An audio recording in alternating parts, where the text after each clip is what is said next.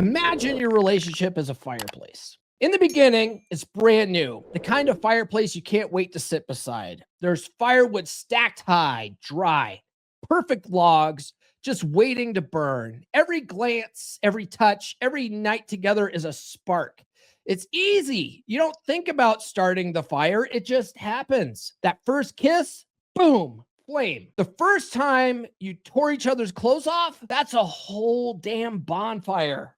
It was passionate, right? And for a while, that heat is consistent. You're burning through that wood like there's no tomorrow. The conversations are deep, the sex is spontaneous, and even silence feels intimate. The world disappears when you're with her. That fireplace, it's alive. But here's what nobody tells you. Every log you burn doesn't magically reappear. Every wild night, every can't keep my hands off you moment, that's firewood. It gets used up. And if you're not paying attention, one day you wake up and the fire's gone and you're staring into cold ash, wondering what the happened. Now you're having date night because your calendar says it's time. Now sex happens in the same position on the same nights with the same rhythm. It's not that you stopped loving each other, it's that you stopped gathering wood. You see, passion isn't a one-time gift. It's fuel. And fantasy, emotional, erotic, immersive fantasy is how you gather more wood. It's how you bring life back into something that feels routine. It's what tells her, I see you as wild, as desirable, as mine. Without fantasy, your fireplace becomes decorative. It looks nice, but it doesn't give off any heat. And heat, raw, sexual, emotional heat is what keeps the relationship alive. Not the bills you pay or the vacations you plan. Heat, the thrill, the mystery. Now, some guys wait for that heat to magically come back on its own. Spoiler alert, it won't. Others throw lighter fluid on it with drama or arguments just to feel something. Usually women do that. But the men who master this, they learn to stack their own wood, to gather fantasy, build anticipation, create erotic tension. They make it a ritual. And in doing so, they turn a dying fire into a raging blaze again and again. So the question is, are you starting at ashes or are you building a fire worth coming home to? While you ponder that, I have another question. What do you guys think that question is? Who wants to run with the wolves, brother? Bear Club? Not anymore. Cold bed, broken home, midlife drift, feeling you don't need logs live. You need men fire in there. We read no excuses, no soft off. Step inside the pack. Yeah, brother. Join the Wolf Pack. This Thursday at 7 p.m. Eastern time is our monthly pack hangout where all the guys get together. We talk about guy stuff. It's a good time. If you guys have any, any questions or dating or relationship advice, it's a good place to bring it to the pack because we're all on the call together, talking about our lives and whatnot. But otherwise, it's not heavy. It's just fun. It's just fun to connect with like-minded guys, once a month. The real value in Wolfpack is in the Telegram group, but the monthly call is always fun. It's always fun. A lot of guys look forward to the monthly call. And then guys, if you want to work with me directly, book a call by going to call.fixdeadbedrooms.com. All right. It's an hour-long breakthrough and battle plan session. And if you have been wanting to work with me and you just keep thinking about it, stop thinking about it. Okay. Just book a call. All right. Let's see here. Where are we at? We want to put this back up, I think. There we go. All right, guys. Framework for integrating fantasy into your sex life. Well, you got to have awareness. You got to understand your girl's erotic blueprint, right? You've got to be constantly paying attention to your girl. One of the things that I learned along the way is this idea of an attraction scale, okay? Anything below a 5 on the attraction scale, your girl's gone. She's mentally checked out. She's no longer attracted to you, and you're basically you're barking up the wrong tree. Usually she's already on her way out, or she's cheating on you, or she's looking to monkey branch with bill and accounting or whatever. But if anything above a 5, you have a chance. Especially if your relationship's been going downhill for a while. If you're looking at her and she's still, you would say she's probably around the 5 or 6, you have a shot. You have a shot of fixing this, okay? But you got to understand your girl's erotic blueprint. Clues, communication, observation. just watching how she's acting and treating you, right?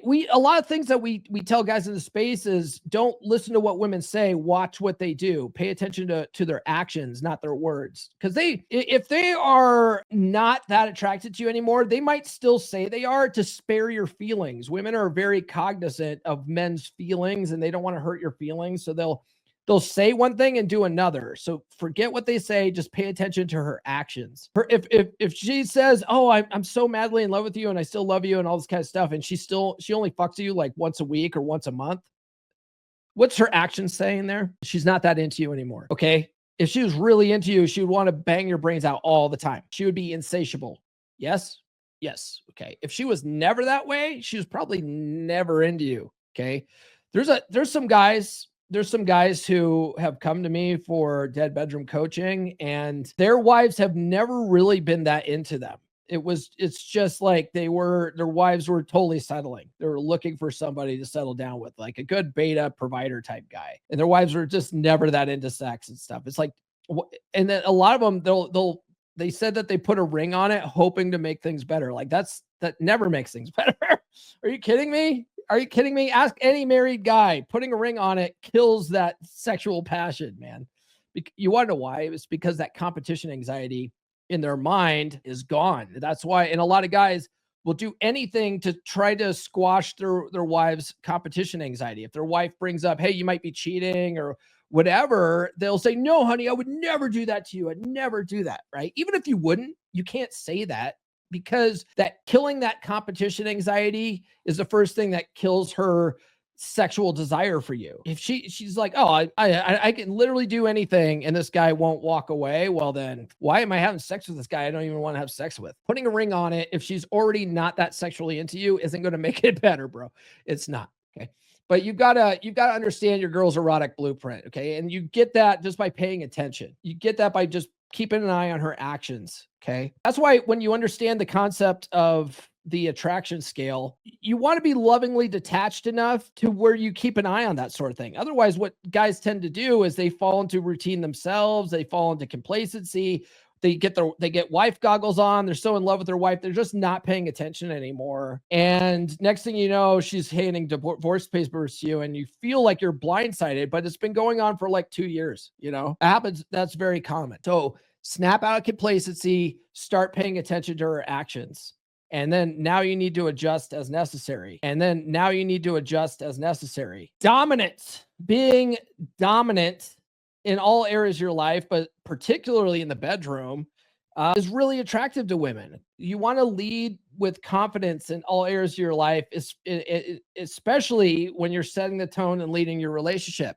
Most women are dying to be led into that fantasy. If you guys ever read the book Unleash Your Sexual Superpowers by Eric Everhart, my friend Eric Everhart, he talks about this. Like, women want to be led into the bedroom. You got to look at the whole sexual experience like you're an artist and she's your canvas and you are painting the kind of picture you want to paint. She wants you to set the tone and lead in the bedroom. But most guys are like, "Why won't she initiate? Why won't she tell me what she wants to do in the bedroom?" Like, don't ask her what she wants to do in the bedroom. Set the tone and lead. Put her in the positions you want to put her in. Okay. If she wants to get into a particular position and do something, she'll let you know.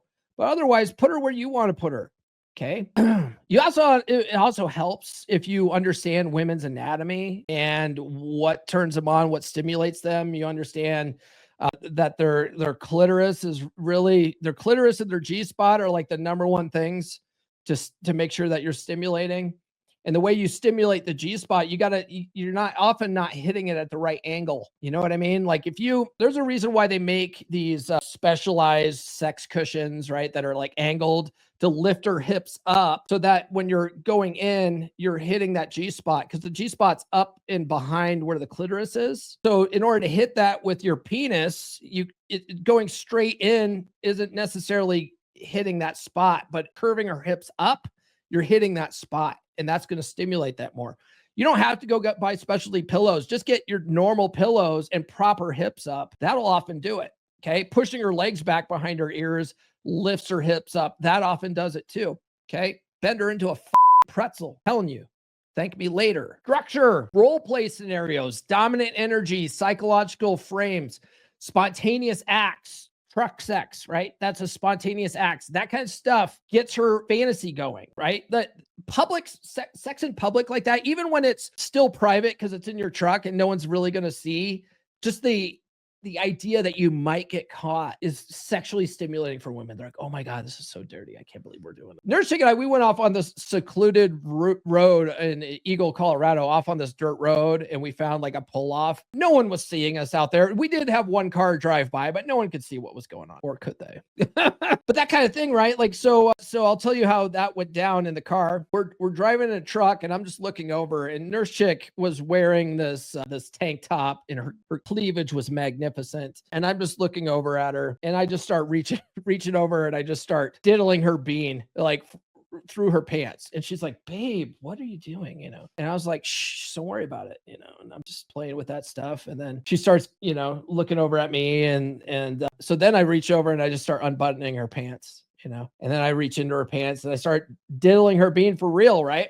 And then I pulled away and stopped doing that kind of stuff. And then she reaches over and starts grabbing my crotch. And then I was like, hun, we gotta go. I'm gonna go find us a place to pull off. And just the, you know, building that anticipation up. By the time we pulled off the side of the road, she was like ripping her clothes off. You know what I mean? New episodes every Monday, Wednesday, and Friday. Subscribe now.